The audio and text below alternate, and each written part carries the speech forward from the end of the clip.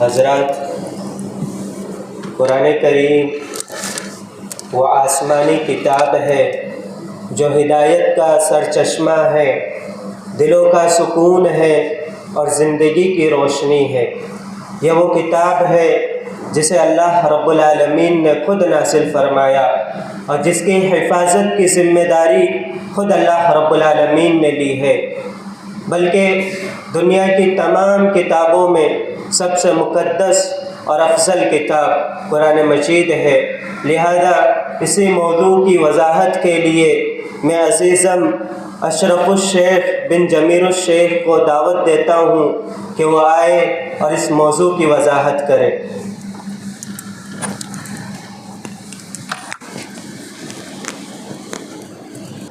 السلام علیکم ورحمۃ اللہ وبرکاتہ۔ ان الحمد للہ وحدہ والصلاة والسلام علی من لا نبی بعد، اما بعد فاعوذ باللہ من الشیطان الرجیم، بسم اللہ الرحمن الرحیم۔ ذالک الکتاب لا ریب فیہ ھدی للمتقین۔ وقال النبی صلی اللہ علیہ وسلم خیرکم من تعلم القرآن وعلمہ، رواہ البخاری۔ صدر مجلس، مشفق عمر اساتذہ اکرام، معزز و مکرم مہمانان اعزام اور میرے سامنے بیٹھے ہوئے میرے عزیز ساتھیوں، آج کی اس محفل میں میرا موضوع سخن دنیا کی سب سے پاکیزہ اور مقدس کتاب قرآن پاک ہے۔ محترم سامعین، ہمیں چڑھتے سورج کی طرح یقین ہے کہ اس کا ایک ایک حرف سچا ہے، اور وہ قرآن پاک جس کی زبان مقدس ہے، جس کے بارے میں محسن انسانیت جناب محمد الرسول اللہ صلی اللہ علیہ وسلم نے ارشاد فرمایا، خیرکم من تعلم القرآن وعلمہ، تم میں سے سب سے بہتر وہ شخص ہے جو قرآن کو سیکھے اور دوسروں کو بھی سکھائے۔ محترم سامعین، دنیا بھر میں جتنی کتابیں پڑھی اور پڑھائی جاتی ہے اور ان کے جس قدر ذخیرے مکانوں، مدرسوں، کتب خانوں میں موجود ہے، لیکن ان کا صحیح اندازہ کون لگا سکتا ہے کہ وہ صحیح نہج پر مرتب ہے یا نہیں؟ غرض ہر مکتب خیال کے لوگ اپنی اپنی پسند سے کتابوں کا انتخاب کر کے انہیں شوق سے پڑھتے ہیں، لیکن مجھے اور تمام مسلمانوں کو جس کتاب سے محبت ہے اس کا نام قرآن پاک ہے۔ دیگر کتابوں کے مصنف تو انسان ہے، اور ہم جیسے انسان جن سے خطا و نسیان کا سرزد ہونا لازمی امر ہے،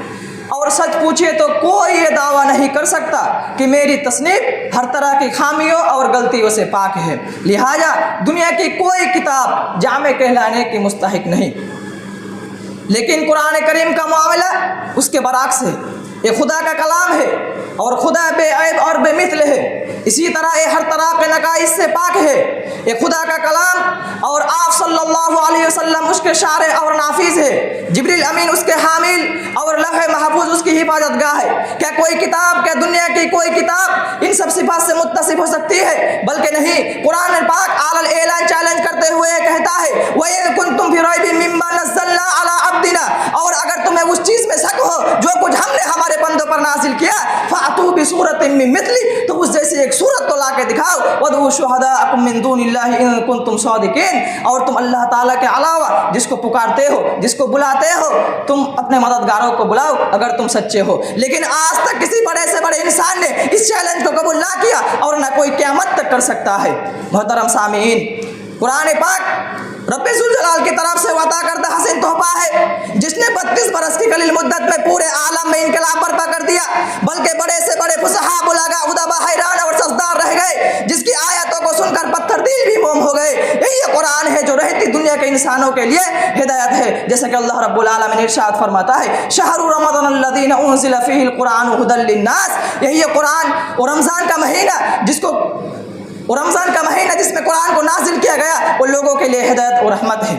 محترم سامعین، قرآن لوگوں کے لیے ہدایت اور رحمت ہے۔ اس کے متعلق کسی شاعر نے کیا ہی خوب کہا ہے کہ حق پر ہو تو جینے کا سامان بہت ہے، کہ حق پر ہو تو جینے کا سامان بہت ہے، جو دین سے دور ہے وہ پریشان بہت ہے، ڈھونڈو نہ ہدایت کا کوئی اور طریقہ طریقہ کہ ڈھونڈو نہ ہدایت کا کوئی اور طریقہ، مومن کے ہدایت کو قرآن بہت ہے۔ محترم سامعین، یہی قرآن ہے جس نے رسول کی رسالت کو اعجاز بخشا، یہی قرآن ہے جس کی برکت سے جنات و شیاطینوں کا آسمان پر جانا بند ہوا، یہی قرآن ہے جس کی بدولت عمر فاروق کو ایمان نصیب ہوا، یہی قرآن ہے جس کا حفاظت کا وعدہ خود خالق کائنات نے فرمایا۔ محترم سامعین، دوسری کتابوں میں حق کے ساتھ باطل کی آمیزش اس طرح ہو گئی ہے کہ ان کے پڑھنے والوں کو یہ معلوم کرنا دشوار ہو جاتا ہے کہ حق کیا ہے اور باطل کیا ہے۔ بسا اوقات ہمارے ساتھ بھی ایسا ہوتا ہے، ہم کوئی کتابوں کا مطالعہ کرتے ہیں، کسی کتاب کو پڑھتے ہیں تو ہم اس میں شک میں پڑ جاتے ہیں کہ صحیح کیا ہے اور غلط کیا ہے،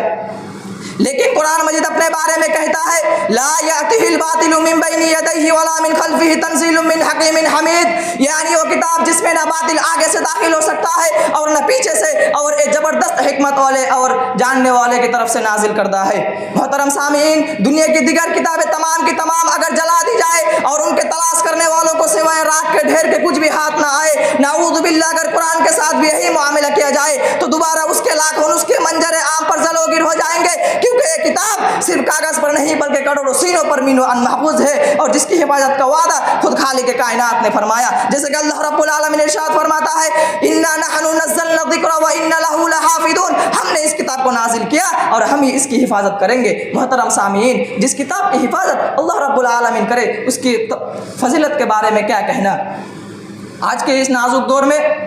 حفظ کلام پاک کو فضول سمجھا جاتا ہے، کہا جاتا ہے کہ وہ اس کے الفاظ کو رٹنا اور اسے بے سمجھے پڑھنا بے سعود ہے۔ ایک طرف ایک خیال